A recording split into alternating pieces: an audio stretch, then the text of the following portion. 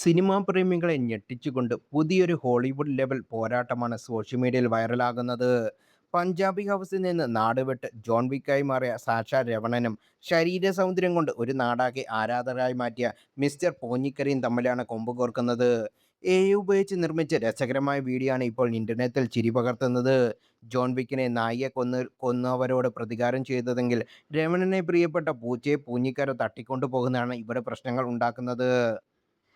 പഴയ കീറിയ ഷർട്ടും ലുങ്കിയും മാറ്റി കറുത്ത സ്യൂട്ടും ടൈയും അണിഞ്ഞ് കയ്യിൽ ഒരു തോക്കുമായാണ് രമണൻ കളം നിറയുന്നത്.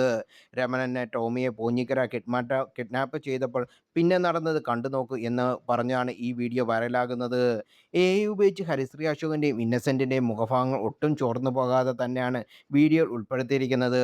മലയാളത്തിലെ എക്കാലത്തെയും പ്രിയപ്പെട്ട കോമഡി കഥാപാത്രങ്ങളെ വേറിട്ട രൂപങ്ങളിൽ കാണാനായതിൻ്റെ കൗതുകത്തിലാണ് പ്രേക്ഷകരും.